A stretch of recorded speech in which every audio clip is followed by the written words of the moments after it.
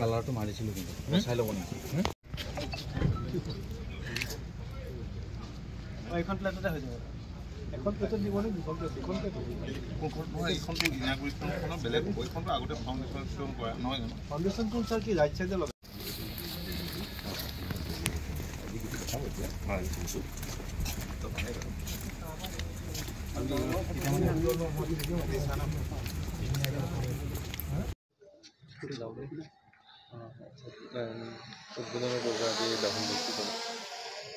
হয় অহা ইংৰাজী 10 ডিচেম্বৰ তাৰিখে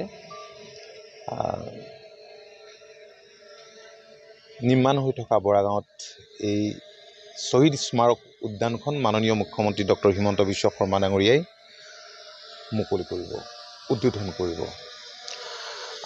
আৰু সেই দিনটোতে সমগ্ৰ ৰাজ্যজুৰি চৰকাৰে শ্বহীদ দিৱস উদযাপন কৰিবলৈ সিদ্ধান্ত গ্ৰহণ কৰিছে আৰু আগদিনা 9 তাৰিখে ইয়াত বন্তি প্ৰজ্বলন হ'ব শ্বহীদৰ নামত সদৌ অসম ছাত্ৰ সন্থাৰ নেতৃবৃন্দ আৰু মাননীয় মুখ্যমন্ত্ৰী ইয়াত উপস্থিত থাকিব তাত নামৰ ব্যৱস্থা কৰা হৈছে নেগেৰা নামৰ ভাগৱত পাঠৰ ব্যৱস্থা কৰা হৈছে দিহা নামৰ ব্যৱস্থা কৰা হৈছে এটা সুন্দৰ পৰিৱেশত আধ্যাত্মিক পৰিৱেশত এই কামখিনি কৰিবলৈ ইতিমধ্যে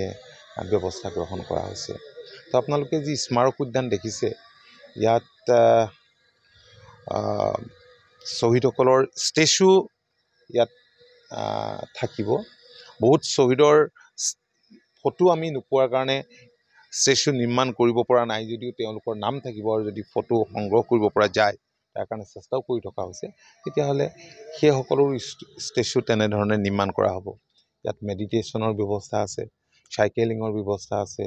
অডিটৰিয়াম আছে বিভিন্ন ধৰণৰ সা সুবিধা ইয়াত ৰখা হৈছে অন্য কোনো প্ৰসংগ ৰাজনীতিৰ প্ৰসংগ মই এতিয়া নাপাতো